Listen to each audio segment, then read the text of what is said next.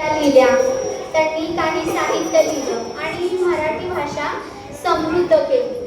आणि म्हणून मी त्या निमित्ताने एक कविता छानशी तुम्हाला ऐकवणार आहे. मुळात कविता म्हणजे काय? एक गैबद्ध, जिला ताल आहे, सूर आहे, जिच्यामध्ये यमक शब्द असतात, त्यामुळे एक वेगळाच रिदम तयार होतो, अशी एक रचना असते. आणि ती कविता बघा, मुलांना अभ्यास करताना किंवा शाळेत शिकताना धडे कमी लक्षात राहतात, पण कविता मात्र सर्वांच्या खूप लक्षात राहतात की नाही? आणि तुम्ही देखील मराठी शिकताना अट्टाहास काय असतो? एक दोन धडे झाले की टीचर आपण कविता म्हणूया. हे प्रेम आहे आपलं कवितेवरचं. आणि म्हणून मी एक तुम्हाला कविता आता इथे सादर करून दाखवणार आहे. ही कविता मी स्वतः लिहिलेली आहे. मग आपल्या शाळेबद्दल मला काय वाटतं ते मी या कवितेत लिहिलेलं आहे. हा कल्लोळ भावनेचा आणि शब्दांचा कालवा, तो स्नेहाचा गारवा आणि हास्याचा शहारा, ती लटक्या रागाची लकीर, शब्दात फक्त फिकीर, मुजरा माझ्या या प्रेमाला, सलाम आपल्या या नात्याला. शाळेचं घेऊन गोंडस नाव आपलं कुटुंब वसलं आहे. शाळेचं घेऊन गोंडस नाव आपलं कुटुंब वसलं आहे.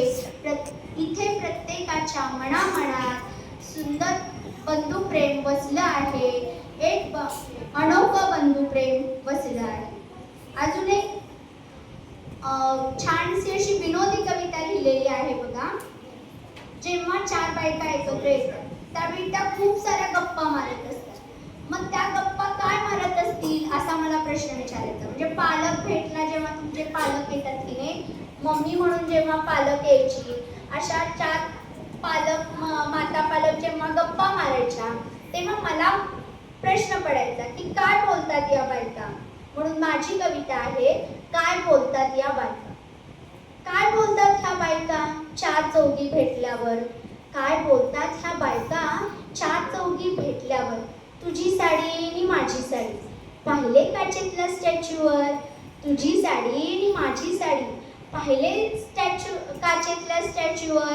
तुझा नवरा आणि माझा नवरा, तुझा नवरा आणि माझा नवरा, कोण दोघात सरस आहे. कितीही टोमणे देऊन सगळ्याला, अखेरीस तोच हवासा आहे, अखेरीस तोच हवासा आहे. आता या झाल्या आमच्या वयाच्या कविता. पण आता तुमच्या वयाची एखादी कविता झाली पाहिजे की नाही. म्हणून आपण सहलीला गेलतो बघा, रायगडाला. तेव्हा रायगडावरती ज्या सहलीत मला जे अनुभवलं, आपण जो आनंद घेतला 7वीच्या मुलांबरोबर, त्याची एक कविता मी लिहिलेली आहे.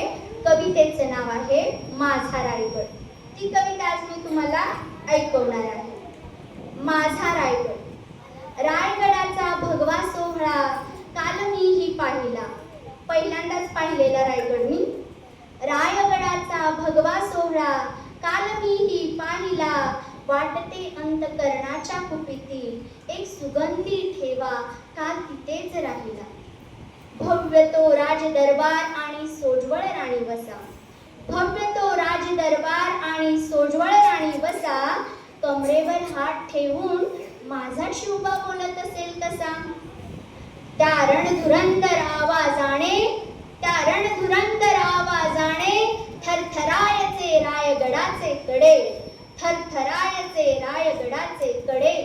जगदीश्वराच्या प्रांगणात पडायचे श्रद्धेचे आणि शौर्याचे सडे. जगदीश्वराच्या प्रांगणात पडायचे श्रद्धेचे आणि शौर्याचे सडे. या मातीचा प्रत्येक कण, या मातीचा प्रत्येक कण स्वाभिमानासाठी लढे. त्याच शौर्याचे रक्तबीज हे माझ्या धमन्यातून फिरते. त्याच शौर्याचे रक्तबीज हे माझ्या धमन्यातून फिरते. क्षणाक्षणाला मन हे माझे माझ्या शिवबालाच स्मरते, माझ्या शिवबालाच स्मरते. जय